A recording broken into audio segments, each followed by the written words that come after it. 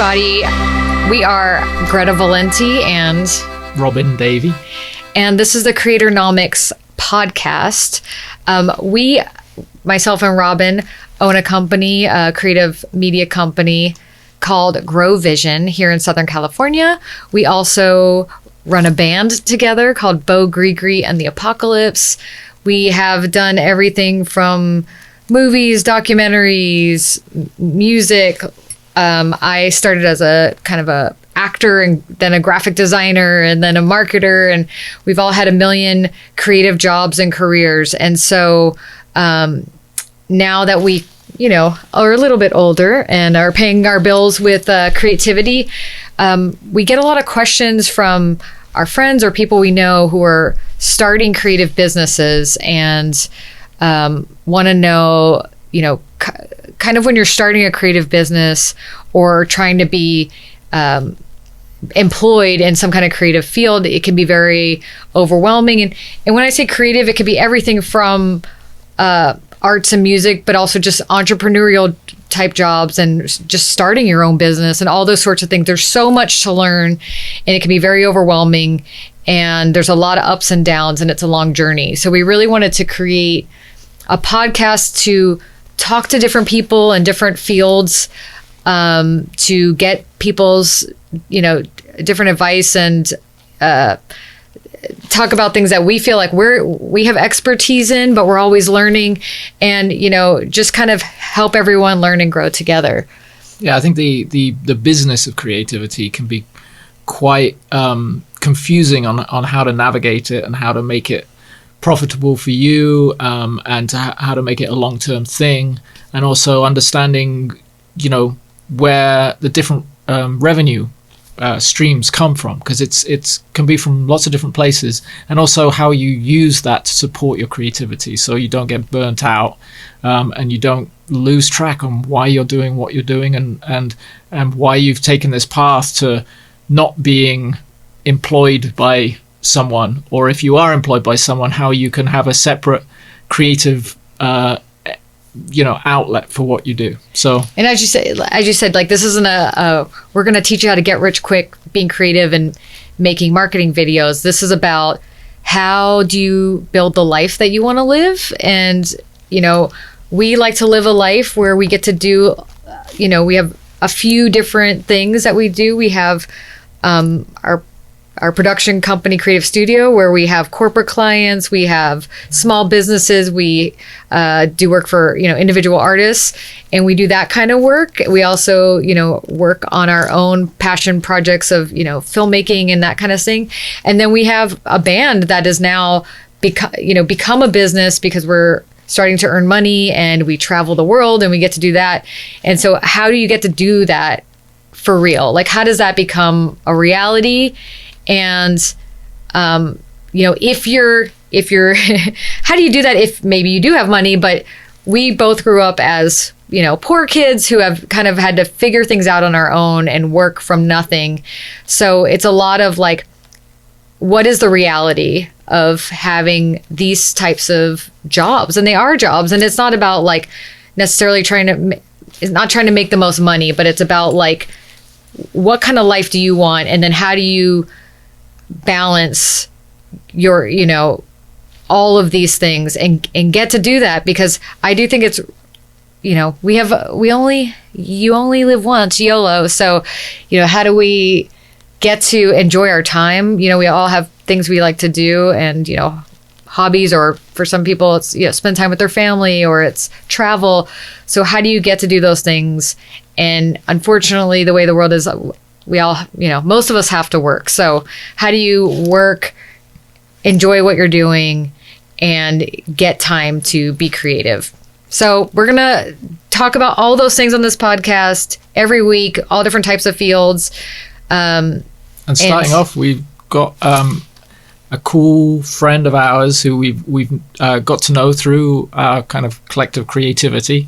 It's Dan Bailey, who's the drummer for Father John Misty. He lives close by to where we are today in our studio.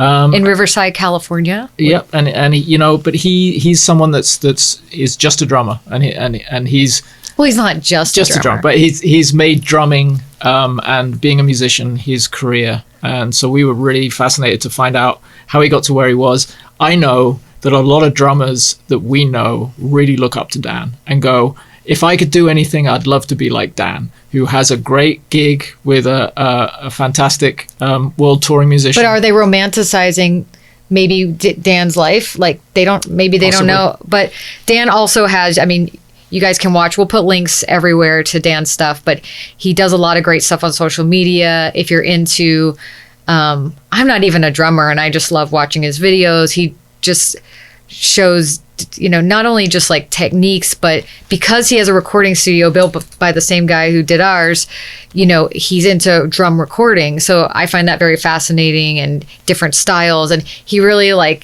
analytical mind. And so he really gets into stuff. So he's a very interesting person. And I hope you enjoy our talk with him. Dan, thanks for coming. Thanks for having Welcome, Dan Bailey. Yeah, on Creatornomics, the very first inaugural Thank you episode for of agreeing to do this last night. no problem. we were gonna Robin was like, we don't need a guest for the first one. We can just talk about ourselves. And I'm like, no, that's stupid. So I was like, let's see if Dan can. So I sent Dan a text and thankfully he said yes. Yeah, so. just down the street. Yeah, Easy. I know. Yeah, you're our neighbor-ish. I don't know where you live, but you live somewhere close nearby. 2 turns away. Yeah. Okay, two Well, we turns. should set up that we're in Riverside, We're California. in Riverside. We're in downtown Riverside. In our studio here in Riverside. At the which Grow Vision Studios, Studio A, and this is a very cool. We'll have to do some whole deep dives into Riverside, but it's a very cool city. Our besties just bought a house, three houses down, so we have very cool neighbors. Kitten DeVille, who is a burlesque dancer, lives across the street from them now, and we have a cool street and it's a cool city. And I think you agree. We're always trying to convince people to move here. Yeah. I'm a recent remover. Yeah, I grew up here till like 20 and then moved away for 15, 16 years, moved back. And yeah, I've been singing the praises of this place for 40 years. And people are just now starting to pay attention. So it's a hidden fun, gem. Yeah. And it's still like people from other countries like choke when I say oh, you can still get a deal on a house for only $500,000 to $600,000. Halfway between Palm Springs and LA. It's Orange County's right there. The mountains are right there. Yes. Kind of the spoke of the wheel. I love it. And I think it wasn't it one of the biggest growing populations during the pandemic. I think it's still a top 2 or 3 real estate market, which is crazy because that was not the case when I was growing up. No, and I just think it's a hidden gem, and I want some people to find it, not everyone. Sure, yeah. We'll keep some people away, but. And I think what I love about it is it feels like a creative place. Yes. And also bring it back down to this. I want to go to the thing of how we met you, which was actually through our studio because we had the same studio builders. Yeah. Yes. I think Matt must have done yours right before mine. I think after. Or was it after, actually? Yeah. Yes, because I saw. It must have been back to back. Because you were already doing videos.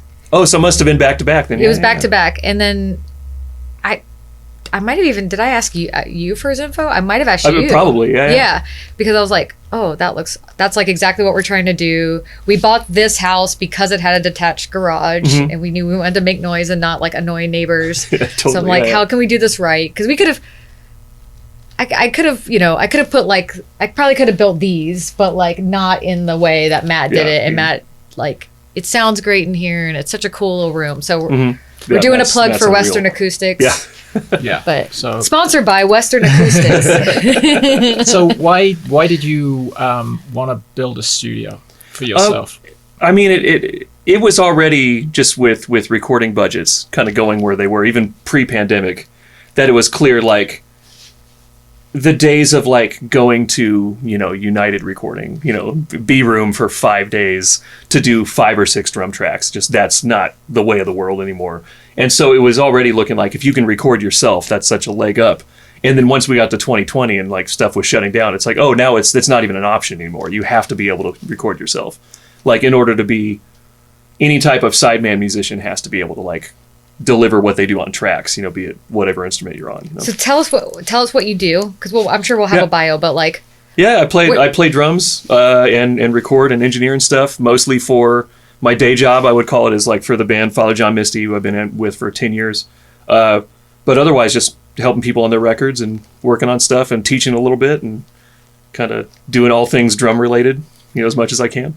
So kind of the purpose one of the purposes for me of this podcast is to help.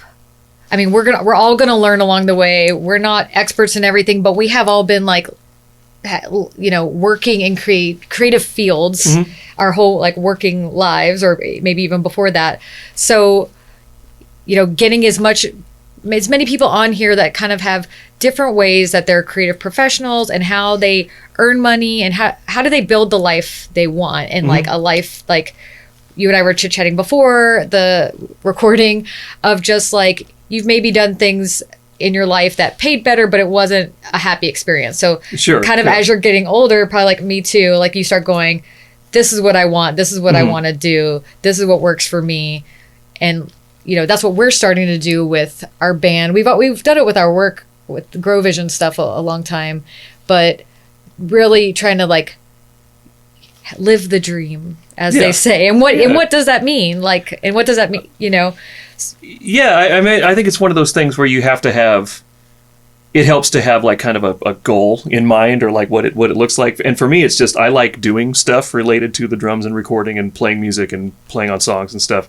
So anything that allows me to continue to do that is the win. Like, I think success is being 43 and still able to do this, because that's not everyone who starts out trying to pursue this doesn't make it to how far we're all, deep in it. And it just like, so just being able to keep the doors open in the first place is kind of the win, So I think people would think, oh, you're playing with a known artist, you're rich. Yeah, it's I grew up the kid of a union electrician and a bookkeeper at a travel agency. So like, very, very working class roots, and I would say that lifestyle continues, to this day. Yeah. I'm a drummer the way that someone's a plumber or an electrician. Like, it's a trade. I'm a glad member of the LA Union, and it's just, I think because creative industries, people have there's this extra element of like celebrity or fame or whatever, which obviously I'm just behind a drum kit in the back, so that's not my deal. Romanticism. Yeah, of just like what it's supposed to be. And for me, it's just like people have songs and they need drums, and that's what I do. So I come in at that element, and part of the point in the recording process, and come and do my thing and help out. And you're an artist as well. Like, you're not just like a drum machine. Sure. Yeah, no. I like to think I'm lending my taste and stuff too. But it's in the same way that like if you need drums, I'm there. The same way if your sink breaks, you need a plumber. Like it's just a job. Was there a point where you realized that things weren't quite how you expected them to be? So as a kid and you start drumming and you're like, oh, I'm going to be playing huge concerts and it's going to be amazing. Yeah. And then you go, oh, if I want to do this, if I want to have a house, if I want to have a family, if I want to have a career, things... Oh, this is how it works. I see. So was there a realization at some point? I think it's... I was talking... Me and my wife were talking about this the other day. It's this interesting thing where I grew up very much in the like...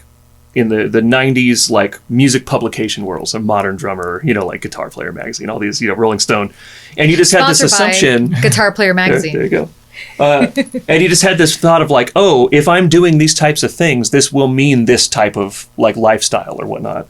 And then by the time I got to doing some of those things, once Napster and streaming and all the things, once physical sales stopped happening, that's just the money for the industry is just the tap turned off. And so like growing up with these assumptions of what that was going to look like, and then if you weren't already a band in sheds or arenas by 2005, sorry, that's just when the kind of world changed. And so just kind of recalibrating with like, oh, what does it actually look like? If you were in a band that could sell 5,000 tickets in 1995, that's a very different thing than 2025. And so it's I think it's just... Can you explain what that means? I mean, it's just labels, it's well trodden ground of just labels have gone into 360 deals where they want to be a part of everything. Terrestrial radio isn't a thing anymore. Mm-hmm. So they don't, at least in the States, to the point where they can't payola their way into an artist having a career. There's no artist development anymore. Labels don't have the budgets they used to. It used to be, like, hey, you four guys have some demo songs or whatever. Hey, go into such and such a studio for here's $100,000. Just go see what happens. In 1993, and that just literally doesn't exist anymore. I think that, and there's a common theme with musicians, like that things aren't the way they used to be, and it was so much better then. But the thing is we are in a different reality, and that reality is actually 20 years old now. Yeah, because streaming came in, Yeah. digital music came in, and the fall of the music industry was around about 2003, 2004. Yeah. And I know because I was signed to Interscope Records at the time, and you spent 3 years on a record label, and literally they were just completely confused as to, we don't know how to break an act at this point. So just reiterating the point of like, there was this switch where it was like everything that we knew and that we did, our fail-safe things, boom, they've gone. Yeah. So then we're in this new world, but the thing is, it's a 20-year-old new world. No, it's so fascinating to me that the big artists are still the big artists. Like it's if you're much newer than the Killers or the Kings of Leon or something like that, like that's the newest arena band still. Yeah. Like we don't have new, maybe the 1979 or something, or 75, sorry. Have made their way, but there's this like, if you weren't in under the rail, it's a different world that you've grown up in, which is in some ways great. We have music that we wouldn't have otherwise, because it used to be that the cost of entry was so high that you had to have access to all those studios, and now you're able to do stuff on your own that would have been unthinkable 30 years ago. So I think it's a different. Just it's a different rules of the game have changed. Model, the tools are changing, the rules are changing. You have to. A lot of times you can't just be a musician now, right? We were talking about it earlier about you have to have a little bit of business acumen, Sure, yeah. Or it helps to have some business acumen. It helps to have be able to talk to people, have personality and be able to know how to send an email, send an invoice, some of the basics. Be a professional. A professional. And so like, can you give me just like a quick rundown of like how did you get to this point? Like, where did you start? And then like, how did you kind of end up as being a professional working musician? I started playing when I was like 2 or 3. I was one of those like toddlers you see every now and then on the internet. My dad was is a trumpet player and bass player that had a gospel band. I grew up very religious, and they had some like kind of regional success. And so like they would do like kind of little weekend gigs, kind of within 6 or 8 hours of here all the time. And so I grew up like on their little tour bus doing that and stuff.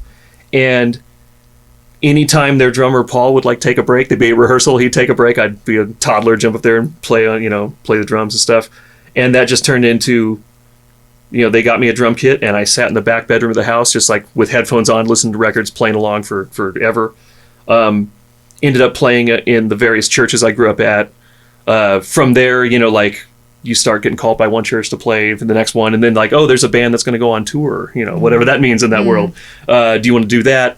And so, just one thing led to another, and kind of worked my way up until I was doing like, as far as the contemporary Christian world is concerned, like I kind of had the gigs there were to have in my mid-20s. And that kind of definitely gave me all the reps. And when you're playing at various small churches everywhere, like you've had every bad monitor situation, bad gear situation, but definitely like, you get the shit kicked out of you for the first 10 years. It's great. So my 20s, teens and 20s were just like playing these like awful gigs, like no offense to anybody involved, but but just really putting in the miles and like getting reps and stuff. And playing like not necessarily proper venues or you have a lot of improvised venues, a lot of outdoors, and it's campground somewhere. Weird stuff. And looking back at it, and how important were those experiences to how you approach playing now? Like having instrumental. Like I the fact that the church I grew up at had they were doing 3 or 4 services a Sunday in a 1,500 seat room, and I don't know many 8-year-olds that get to play for that many people a week every week. And so like stage fright got kicked out of me super early because I've been playing the instrument since before I had recorded memory. So at that point I don't really have there's kind of like an unshakable stage confidence at that point because you've been through all of it, and But I think getting that many reps that early on is like kind of very instrumental in getting me to where I'm at for sure. You're like the nicest person ever. Did you have like an ego at some point, and then you've been like humbled? Because I can't imagine you like knowing you now. I mean, I can be spicier in my dark moments. Yeah. And I for sure had, I mean, you grew up in that type of thing where it's just so, it seems so obvious that I'm going to go do this, and then that's going to happen, and this is going to happen. It must be me that's doing it. Yes. So of course there's like, and in that world fosters this like strange false humility. Yes. That you're not allowed to actually come out and say how good you are, but you have to act like but you've it. been blessed. But you've been blessed. It's very strange. I mean, I don't know where it's a moving target where I come up on my own personal religious philosophy, as I get older. But like, there's certainly elements of this that I did have no say in. This is something I know how to do. It's the same. It's the same in a way of like, I was in a group called the Young Americans, and so that was kids from all over the United States that are auditioning and making it to this group. And a lot of times all of these kids were like the best kid in their high school, right? Sure, so everyone had like, well, I'm the best in my school, right? Right. Or whatever. Totally. So you have Big these fish, kind of small like pond. big fish, small Totally. pond kind of things. And you then start to learn, I'm not the best at this, or, you start to like learn how to deal with that.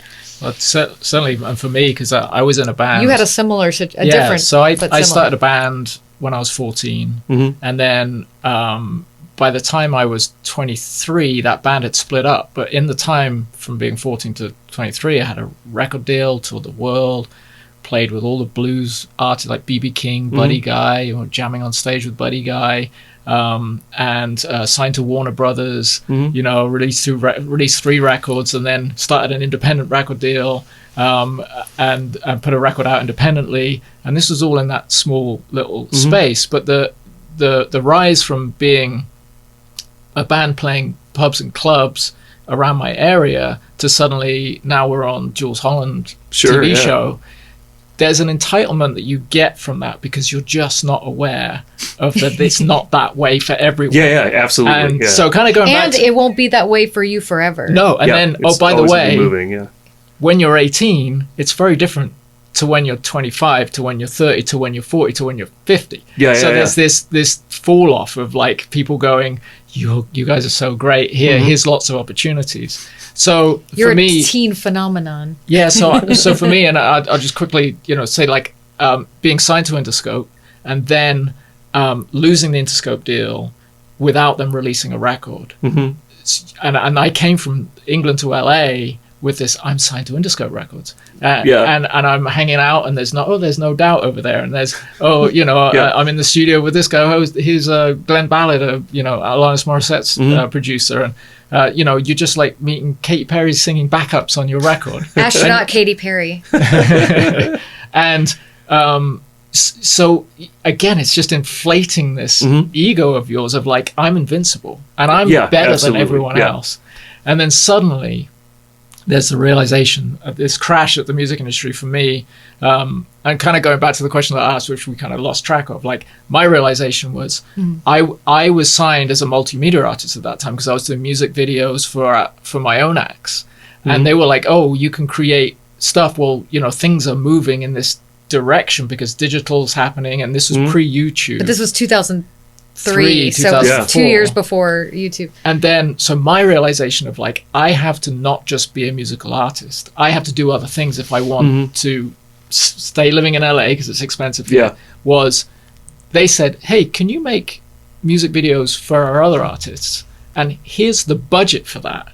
And I'm like, oh, it's easy to get money out of the record label to make music videos for their other artists. But if I want to get money for my own record, no chance. Nothing. Yeah. So then I started making money by making music videos for other artists, even though I was signed to that record label and all I wanted was my own act to be. So that was my realization. And so, kind of going back to that, like, where was the point where you're like, me being a drummer, if I want to do this, I have to also do these other things. Yeah, I think tied into what you're playing these churches. So kind of when do you get to that point? I was. Some of it came kind of parallel to my deconversion from being Southern Baptist. Growing up like that, and it was like I hit the glass ceiling kind of similarly, where I hit a glass ceiling at like 25. Like, oh, there's nowhere to go in this world. This is a small pond, and I already have the handful of gigs you would want. You know, certainly living on the West Coast, I was playing with like the 3 people that mattered, because everybody else lives in Nashville, Texas. Oh yeah.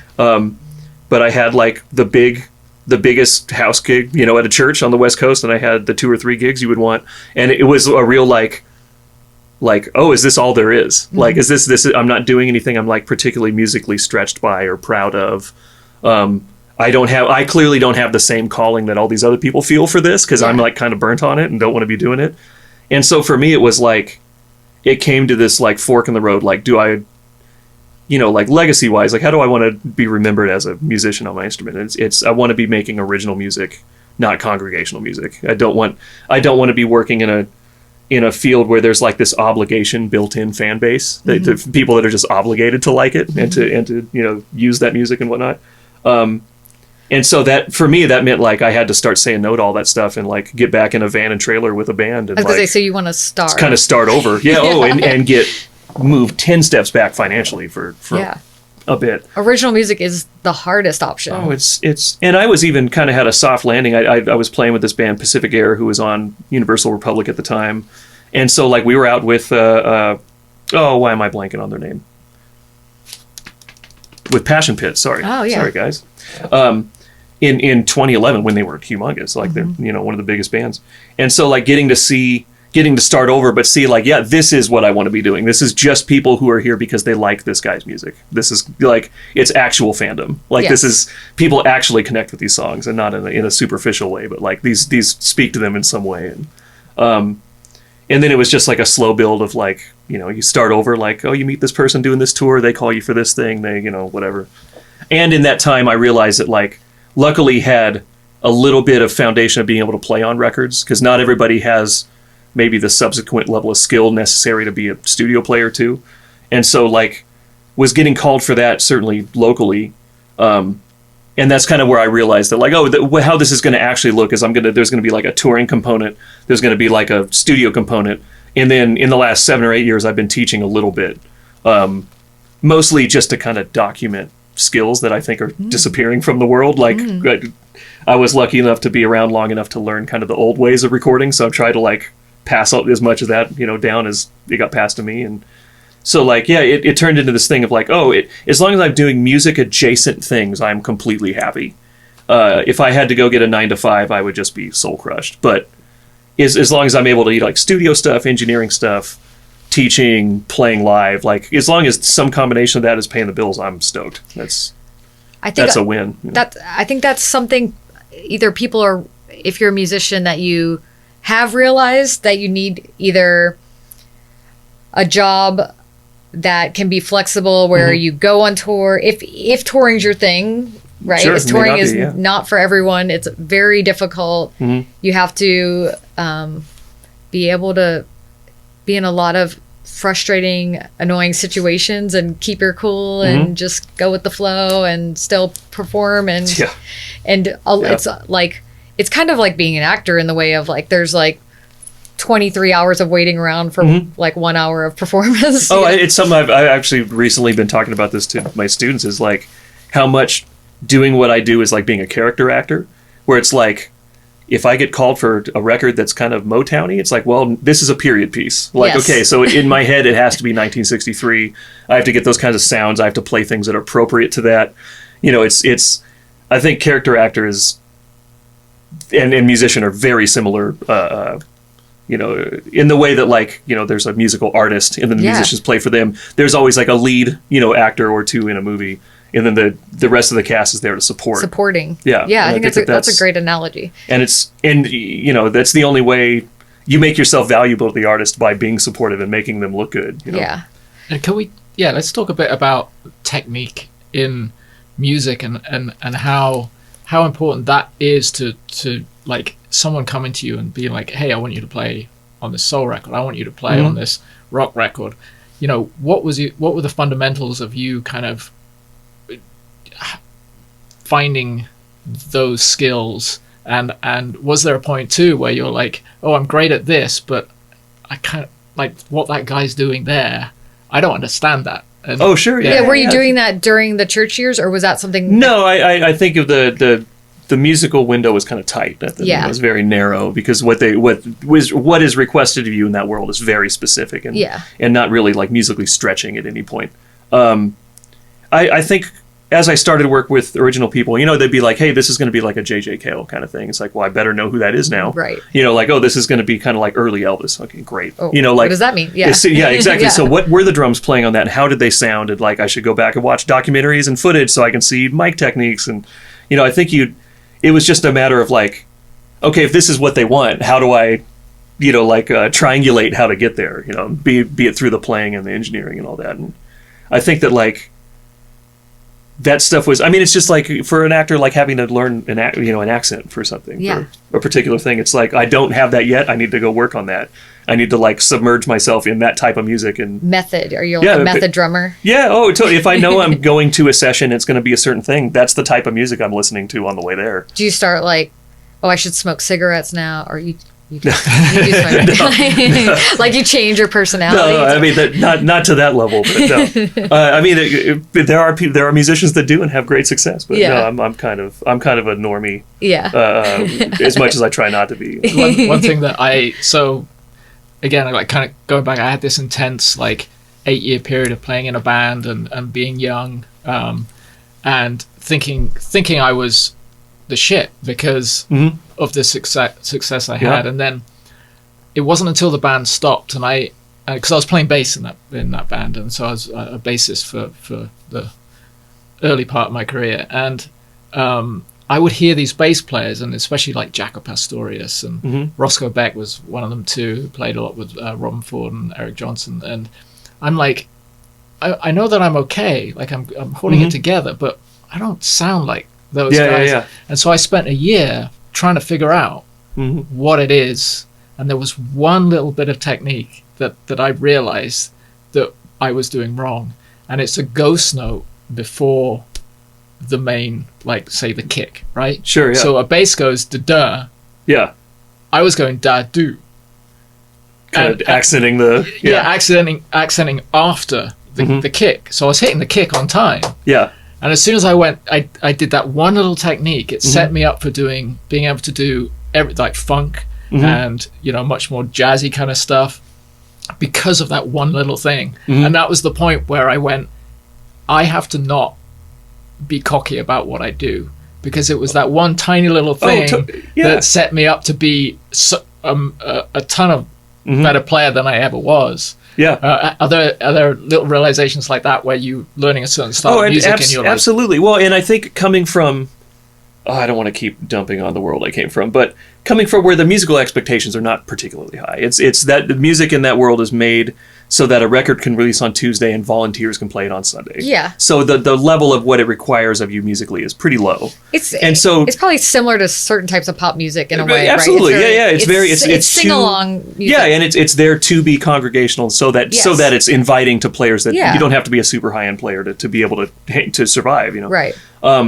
But I think so. The problem is that like if you have success in that world, it builds you up to like, oh, I'm amazing. Like look what I'm able to do in this kind of limited scope, And then it was going, it would be like being on a session and a producer being like, hey, can you play fewer ghost notes? And my brain would go like, well, this is how I play. I don't know. And like learning to turn the ego off to like be willing to try stuff, and then you'll be doing something in the tracking room and it sounds like just garbage, then you go in the control room like, this sounds great in here. It's translating the way they want it to and just learning like, oh, I don't know everything there is about this. Other people's opinions are, and even a step further than that, I would say that like I've been lucky to be around a bunch of the cool kids. And so like I've learned like, oh, their opinions are cooler than mine. So I'm just going to do what they suggest, and then I'm going to look like a genius because I'm just working off other people's ideas. And like just being willing to try stuff kind of was the thing for me that like unlocked all of it, was just not having an ego about like, I already know how this should be. It's like, no, it's if the producer and artist are hearing the tune a different way, then I have to go with that, and being willing to do it without it. I don't have to win, and I think being in enough of those situations where like, oh, something I was sure wasn't going to worked great.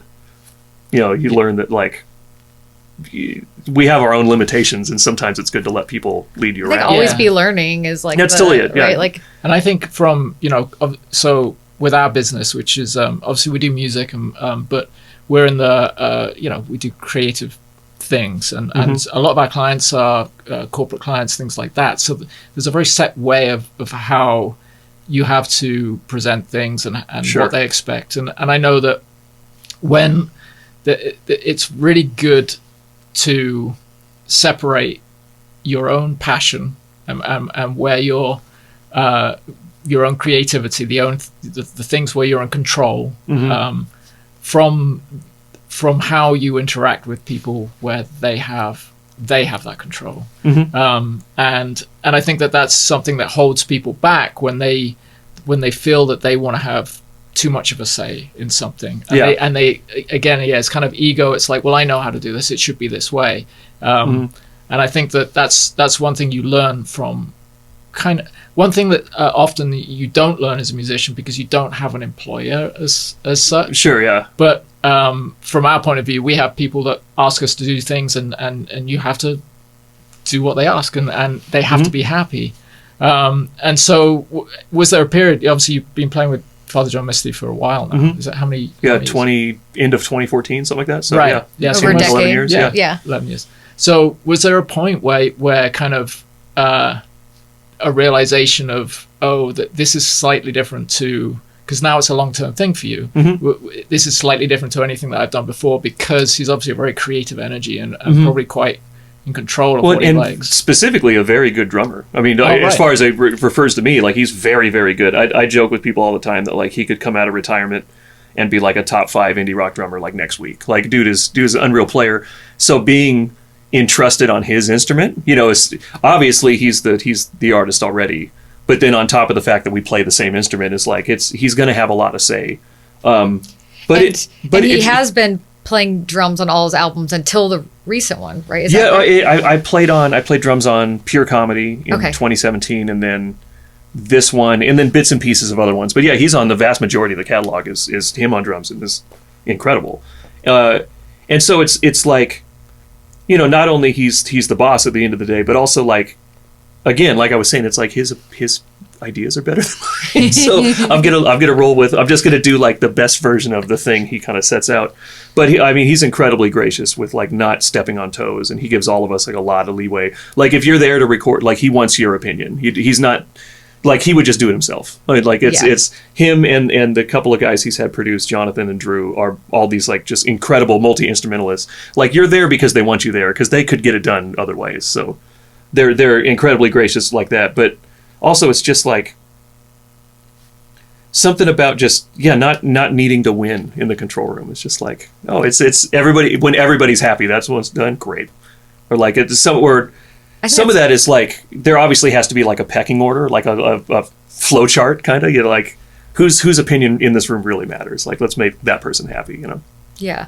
Oh, I think that the not needing to win is good for, I know musicians that would probably be insecure about the fact that your boss is also the drummer, like a Dave Grohl situation where he goes and re-records the thing, and like, is that, I'm not necessarily saying give us some dirt on this, but I guess in your career, like, was that ever, did you have those moments and then you realize that it's like... Oh, I've certainly been replaced on things. I've replaced people and then later been replaced because I didn't, what I did didn't end up being the thing.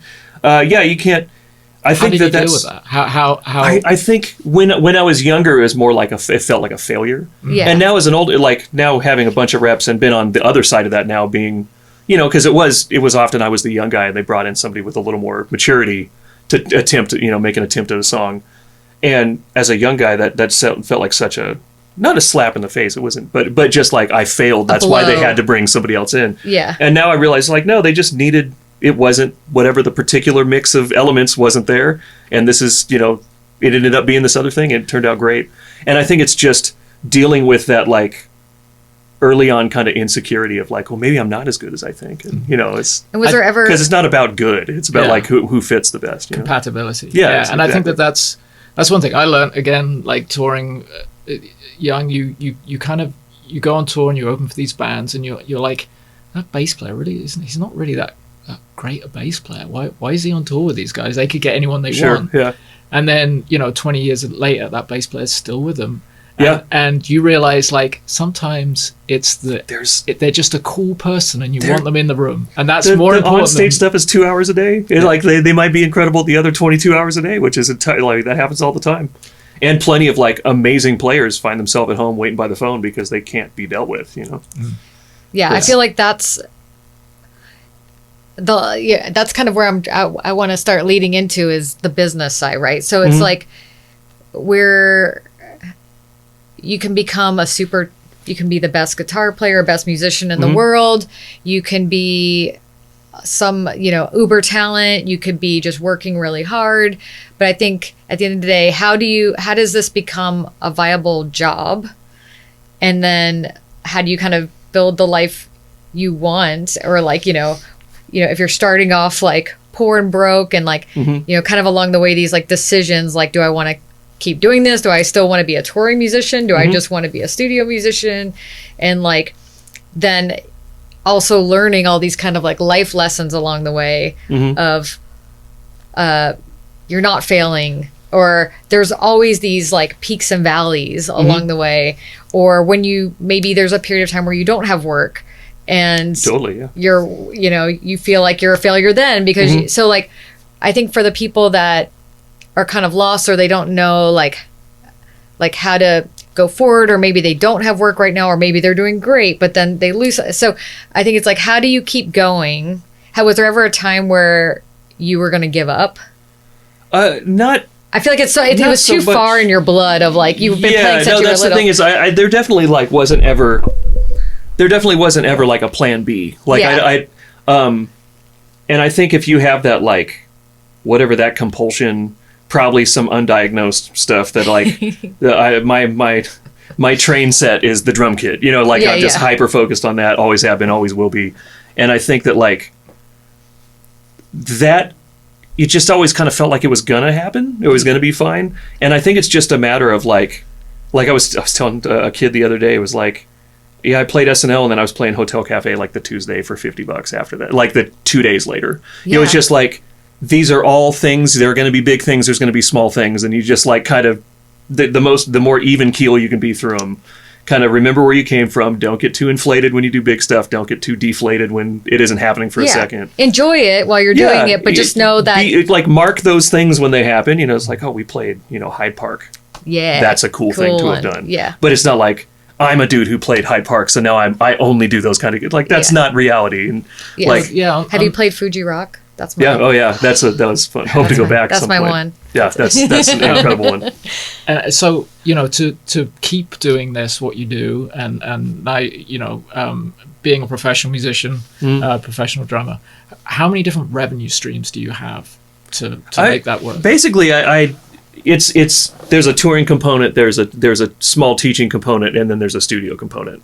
And so like, I used to tour way more because I would try to, even in the days of being with Misty, I would like, we're going to have 6 months off. Like, I would try to book another road thing in there. And like anymore, tour with another band. Or exactly. Fill in, or like, and if, every now and then I have a friend who's, getting married or having a kid, or like, has a health thing, needs to sit out for a second.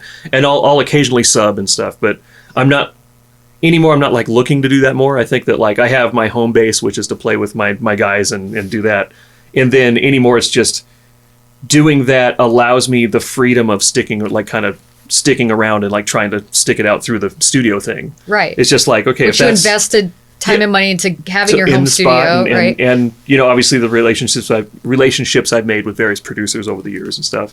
And so it's just a matter of like realizing, okay, if I have, and they kind of play off each other. Like there'll be inevitably, if there's like touring's going to like come down a little bit, there'll be a little more studio work, and it's always what percentages they are always moving. But it helps to have kind of adjacent things you can do that to kind of use similar skills that aren't really tied to each other.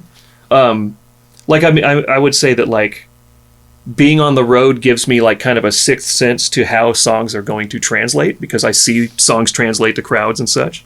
And so like now when you're in the studio, you can use that. It's like, Yes. oh, it's like, hey, if we do a build going into that chorus, that's going to be a real big People are moment. gonna when love you, it. Like, Yeah. and you kind of have a feel for like, oh, this is how. Oh, this feels like a third song in a set type. You know, you get a vibe for recording and stuff. It's funny. Sorry, just to jump in there. Like, Yeah. we do that all the time. We're like, we need an opener. Yeah, exactly. Or we need that. What we don't have in our set is that moment where we take them from this song to this song. And it's like Yeah. And How are we going to transition from this crazy rocker to this ballad? Yeah, Okay, we totally. need I like think because we touched on it, and it's might be a good point to kind of go into this. Like, those are things that you learn playing in front of an audience. Yeah. And there's playing no other way to alongside- learn that. There's no other Yeah. way. And so when things shift to this TikTok world and Instagram world, and they're big music communities, and there's some phenomenal players that you hear on being attacked by Get a 'em. bug. Okay, get the bug. I don't normally kill bugs, but it's a mosquito. He's evil. Oh, don't. He's right by the mic. We're going to get really good sound on this. I know. Bug. Oh, I'm Got a 'em. ninja. Okay, sorry. Sorry, PETA. So yeah, the TikTok artists, Instagram artists, phenomenal players, but they're dealing in 1 minute segments. Sure. And you watch these things and you're like, I can't pull that off, But there's that thing of building a set. It's like building a story. It's you're creating it. They're doing that for TikTok specifically. So I'd say it's a similar skill, but they're going, hey, what is going to be a catchy thing for this 1 minute that people are going to want to do little dances to? Yeah. And It's a craft in itself. No, absolutely, and it's something Yes. that you have to dedicate time and to become really good at. It's not. I just couldn't go, okay, now I'm going to be a TikTok guitar player. It would take me a year or two. It's its own thing. It's yeah. its own thing. To hone it in. But what we are missing, and like you talked about before, of those arena bands that suddenly, if you weren't an arena band by that point, that's gone. So we're losing this skill of like holding an audience for 2 hours, and and it's just, again, you were talking about that. So I think that's a really interesting point, which also fuels your songwriting. It fuels how you create albums. Yeah, I think if you're kind of thinking about where like the rubber meets the road as far as like how this all works financially, it's like in the same way that like the skill set of being a great live player makes you a better studio player and vice versa. Like as those, if you can kind of jump back and forth between those worlds, it builds both skills. In the same way, like obviously I get called for things because of my affiliation with Father John Misty, and people like what he does, so they want me to do kind of the things I've done with him on their records, and so that helps kind of fund that or fill that my time card in the studio, but also like being able to be off the road but still playing most days because I'm recording on something or whatever keeps me kind of ready to go back on the road. I think it all kind of feeds each other both musically and kind of financially. It's like it's me playing with the band is kind of like a passive advertisement for the thing I do on the side, in my home time. Yeah, it's a great showcase. Yeah, pretty your much. skills. And when the only reason anybody is interested in what I have to say teaching wise is because they can see it working. Yeah. And so like it's to me it's all connected. It's all the same job. It's just kind of split up, and I'm doing a slightly different thing every day, but it's all. Tell us in the audience, all kind of like, the same thing. I mean, we've met your wife, but like, you're married, you have 2 kids? 17 years, yeah, 2 kids, 15 and 10, yeah. 15 and 10. Keep them off social media because there are weirdos in the world, but yeah, Yes. my family does exist. Yes. Nobody, But I'm just thinking more of just like for people thinking about this as a career, for people who are maybe struggling artists or even if they're not musicians, like, and they want to be creative. We we just met like a guy who's a doctor, but and he made the comment to us like, oh, you're living the dream because you're creatives who are also like, we're also working on our house, and we're also like, we're doing different things. And I think I have just always like worked on creating this kind of lifestyle of not working a normal 9-to-5 corporate job. And like, so for people who want to do that, can you just tell me, like, without saying numbers, like, but what is your lifestyle like? Like, sure. I think part of the whole thing is sustainability. You got to be able to stay in the game. So like keeping your kind of monthly nut. And as you age and whatever it is. There's like, obviously a 15-year-old's more expensive than a 5-year-old. That's for dang sure. Yeah. But I think there's this just like part of it is it's not just going after maximum income. It's also like trying to keep your like your month to month at a reasonable level where it's kind of sustainable. Yeah. And when you have a good month, it allows you to get ahead Yes. rather than playing catch up. Yes. Yeah, for us, it works out like Ash is just everything, home manager, full-time parent. I've obviously, come and go for a couple weeks at a time. She's incredible at that. And that allows me to like be able to kind of blanket say yes to anything. And it's certainly would not, my situation would not work without having that. So it's just a matter of, it's not even so much, I look at it like, you do your like day-to-day stuff, and that keeps you in the game to go like big game hunting. Like, so it's just, if I can do the stuff that's in front of me, the stuff that that's great, and that'll allow me to kind of like coast. Yes. And then like, who's to say when a certain opportunity will come up at some point? But if I can't stay in the game, that'll never happen. Yes. So it's really about like, it's not about like milking every dollar out of every project. It's just like, this allows me to keep going, great. And Yes. that's just, teaching allows me to keep going, great. It's all connected. I think that's great advice because, and one thing I love about this kind of lifestyle is the fact that there's always that potential to make more money, and there's always that potential of something big coming in. And we've had it happen a lot of times. Like, so we have, our clients that keep us going in video work and marketing, and I do websites and design things, and I social. We kind of just say yes to. We try to say yes to everything as much as we can, Totally. and we also do friend deals, like course, whatever.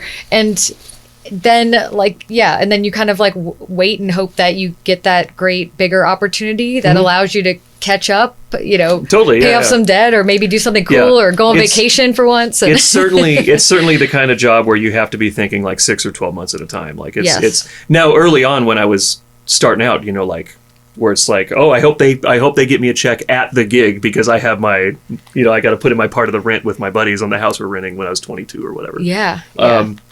But yeah, just being able to like, I've just seen it enough times that like something that was a big deal leads to literally nothing else. Like, it's just, I got the check the one time, they never called me again. I never met somebody on that thing that turned into another thing.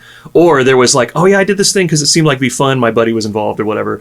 And then like, and that's where I met this person, and that turned into this. And that's the one. It's never the dollar ones the high dollar ones that turn into more work. It's exactly the same for us. Yeah, like it seems to be universal across all creative industries. You think here's the one that's this is it. I'm here, and it's for us. We can specifically say it was like certain things where we played a venue to 2 people, and that one of those people was connected to this person, and it was only because we went in and played that venue like we were playing to 100, 200 people. That can't change. It has to be. Yeah, I grew up acting, and we, through like acting classes and school, like you get told, you never know who's in the room, right? Yeah. So like I've just always had the like, we're given 110% all the time. Even if there's 2 people in the room, which we've had even recently, we're going to put on a show, and it's going to be at worst case scenario, it's a great rehearsal, and we're going to have fun. And many times that like cheesily has become like the thing, like that particular incident you're talking about. We were playing in Tulsa, Oklahoma. Was it when the tornado happened or a different time?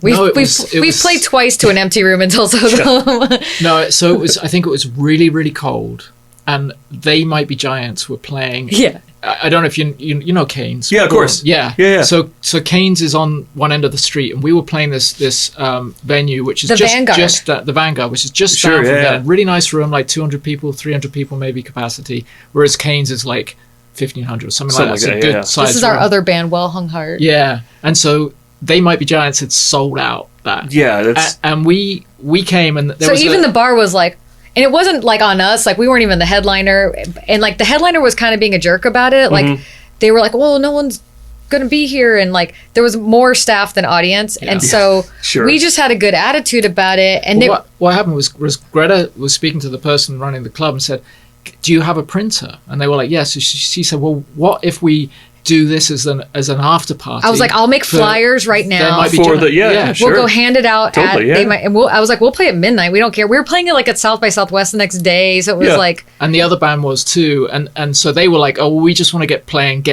get off so we can do the drive to fine. Austin. We were like, fine. So Greta came up with this idea.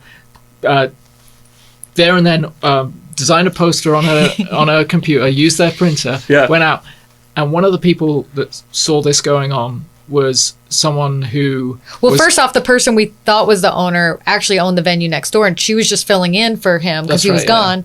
So that was Mary Ellen, who now we're close to, and her boyfriend at the time was working at Cane's, so he arranged for everyone to hand out the flyers. Direct connect. Yeah, so we ended up with like 25 people or something, 30 people from literally empty. Yeah, it was. Sure, and this was like at like midnight or 1 a.m. and so it ended up being a great show.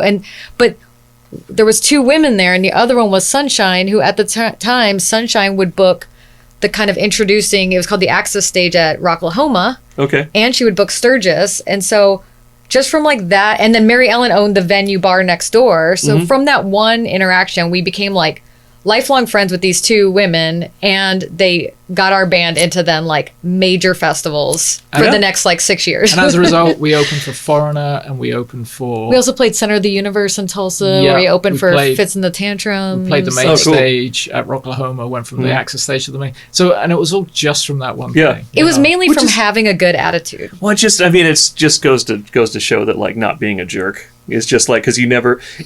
It's not only like, oh, there's someone here who's, oh, this person's entertainment lawyer or something. You know, there's those direct connections. Yes. But it's also just like, you the person who was the venue manager is now tour manager for so and so, and like or now works in business management for this company. You know, it's just you never know. Everything's a small all of world. these jobs, especially like in the music instrument world. I know all these people work for a different company every 18 months. Yeah. So it's just if you mistreat people, it will get around sooner than later. There are times it feels like there's thousands of people that do this. There's really like hundreds of people that do this, and it's. Well, especially it's people that... easy to leave a wake of destruction if you're not careful. And people that it becomes their career. And the people like yourself who have gone, I want to do this, but in order to do this, I have to fill all these boxes, and I have to have these fail-safe mechanisms so that when this falls down, I have this other thing that is going to keep me through. Totally. And the other thing... we bonded because we had the same studio designer. But the studio is an investment. It's not cheap to create one of these things. No. And so talking about going up your ups and downs, one time you're playing like, huge festival, the next time you're Coachella to Hotel Cafe. Feast and famine. It's all the same job. You just got to look at it that way. It's all the same thing. I think it's really important to kind of acknowledge that the investments are so important, because now you have a space where anyone can call you up and say, hey, I need a drum track, and you can be like, you got it tomorrow. It's going to cost this money.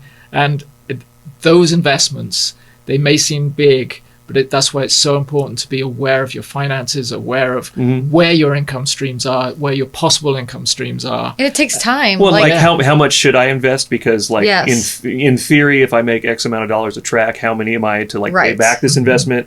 Like, am I going to bite off something that it would take 1,000 tracks to replace? Because that would take a bit, but my investment is probably more like 200. In which case, it was like, oh, I've already paid that off 3 times in the in the 6 years I've had it. So it's do math. It literally is have a business plan. Do math, and it's like, can you do accounting? Even just basic accounting. Just basic, literally just basic, addition, subtraction, multiplication, division. Because, it also can be inspiring to do that, because also sometimes it's actually very low threshold to do. It's kind of like the 1,000 fan theory, which is like you need 1,000 true fans to start making money and kind of have, and that it puts things in a very obtainable.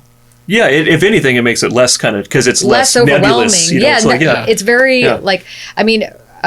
I think I don't want to get into numbers, and we should have them on the show sometime, but your brother makes guitar pedals, and when you start, I'm sure that's the same thing where he knows he's going to make X amount per pedal, and he just has to make X amount Here's per how year. Many units, and he was able to buy a house and all these things. So it's like, make yourself a plan.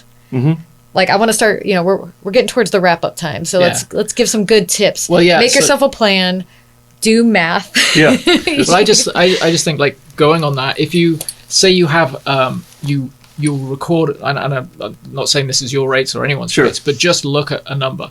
If you say, I'll record your album for $500, and you do 100 of those a year, there's your math, and that's like, oh, that's a really good amount of money. Yeah. Or do it for 1,000 and do 50 or do fewer. Yeah. Fewer. You know, Fewer. Yeah. Higher you're making quality, 50K a year on being Yeah. a drummer in your garage. And obviously these have to be like, you have to research and make sure whatever numbers you're using for your plan are real and Sure, like yeah. obtainable. That's where you can see how chunks of money are created from just your creative abilities, and it's refreshing to kind of see those numbers, and it's hard to sometimes see those when, if you're too fixated on one thing, like being a touring band doesn't pay off for so long until it does pay Until off. it does, all of a and sudden. suddenly Yeah. you're like, oh Yeah. my god, I see how these numbers work. And Yeah. musicians, obviously it's a music podcast, but for a music discussion, but for musicians,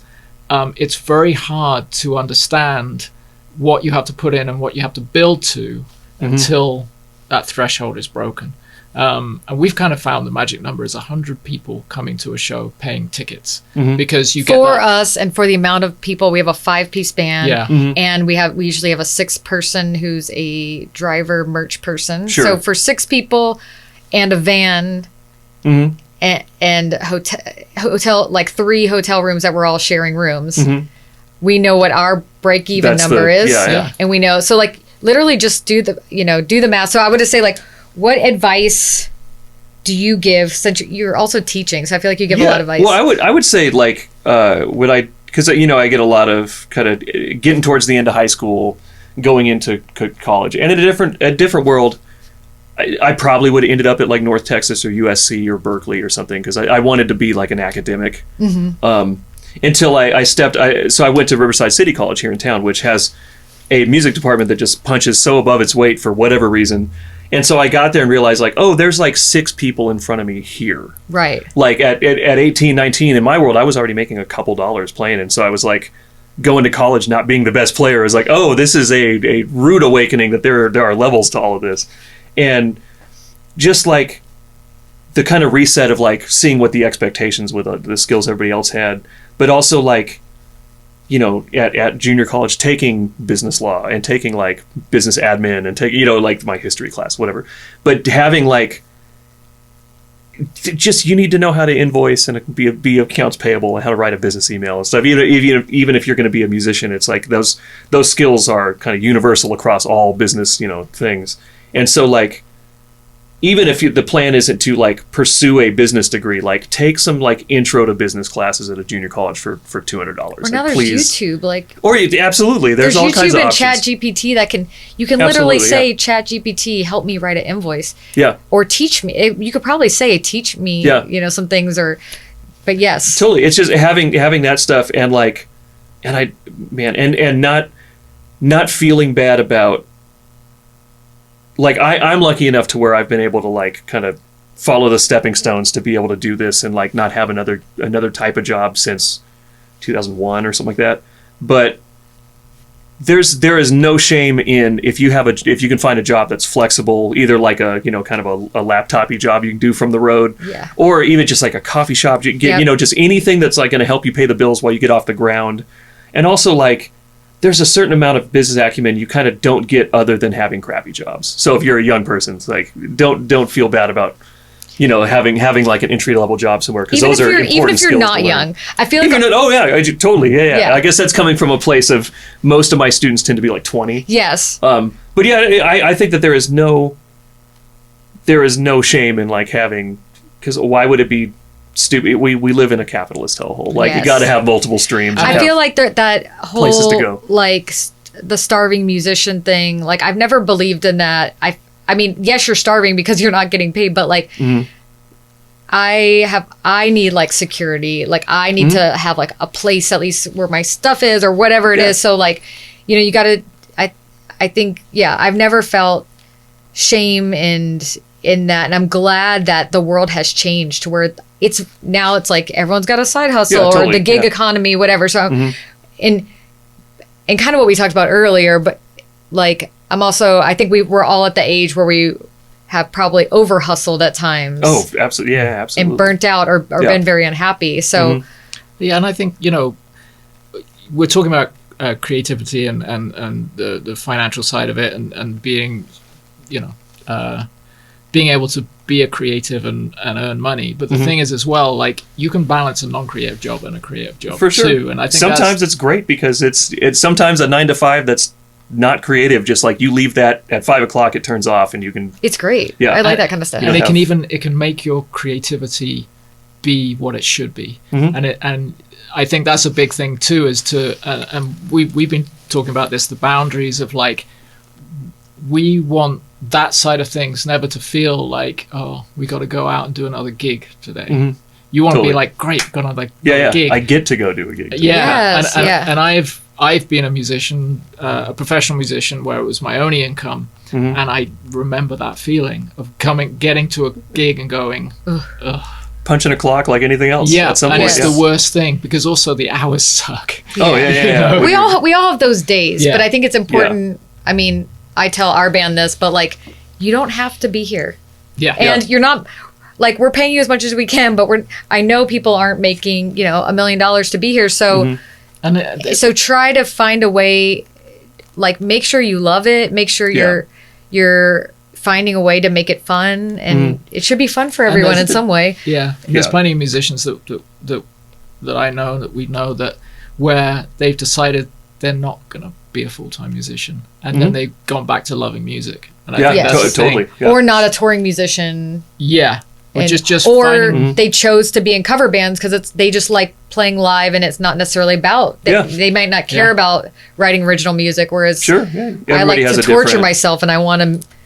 Yeah, and that's the thing. There's no shame in doing anything. I think there used to be this thing of, like, you need to be not sell out, and now the thing is like, hey, if you can sell out, do it. Because there ain't there's no selling out now. It's like, oh, you're funding your music career by having some corporation. I think a lot of the bullshit has been stripped away of, like you said, you're a tradesman. So so I think that's what we're all doing, and we're all trying to learn and figure out how to live a life. So, like, can this be the final question? Yeah. Okay. So, like, for you, what does success look like?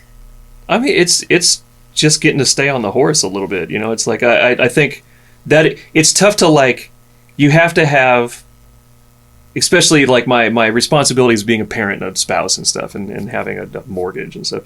Like, there's responsibilities that I find myself saddled with. Like, I am a leftist. I would love if we lived in a democratic socialist kind of situation. We don't. So for me, it's like, it's been very helpful to, like, understand that, like, there's a kind of a bare minimum that I need to make just to kick the rock down the road a little bit. And then there's, like, the rate I would like. You got to have kind of like a rate you would like to make. And then, but you can't, there's a balance point you have to find of, you can't be too protective of your rate to where you say no to stuff you should be doing, but then you don't want to undervalue yourself. But pretty much for me, just winning is just, like, getting to keep doing it. So, like, sometimes that'll mean, a full rate session will come up, or a 4-rate tour, whatever it is. That's amazing. Or, like, this seems like it's going to be a lot of fun, and it seems like it's going to put me in the room with, like, some of these people that I would like to, like, there's going to be benefits other than financials to doing this. So, there's multiple reasons to say yes to stuff. And I think just we got to play with you because we needed someone to just come in so we could workshop some songwriting. Yeah.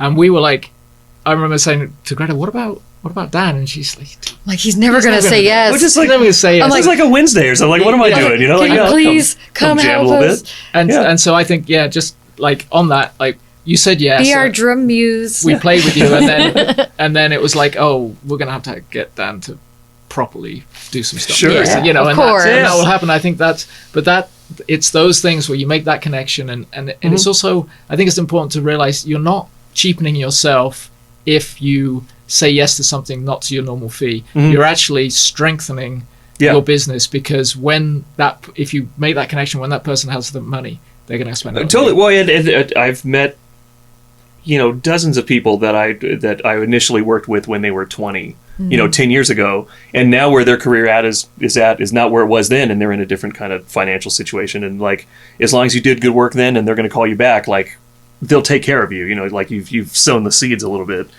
But yeah, I think of it like, it's just about like keeping momentum. It's not even about what any individual gig pays. It's just like, it's more important to like have your time, fill up your time card than it is to like worry about to the dollar what you're making any particular day. It's just like, can I stay busy doing this? Being busy makes you busy. Like work gets more work. It's like sitting around and like being really protective of your rate, like it's almost like built to make your phone not ring. Just have a good idea of what success would look like. And if it starts and begins with finances, then that's probably not the place for you. But just like, I'd be getting to do these types of things. I'm going to be able to like continue living a life while doing them. Yes. I think just having like a good idea of like, I'll know success when I get there because it looks like this, and there is no making it. It's a continuous process of making it. Staying in the game is making it. Awesome. Thank you. Yeah, thanks for having me. Rochambeau to see who signs off this episode.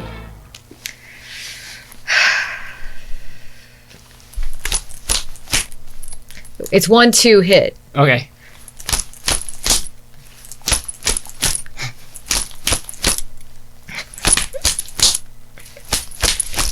Yay! Oh!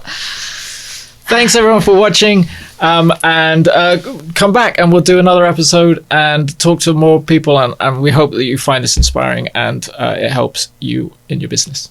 And be realistic. Be realistic.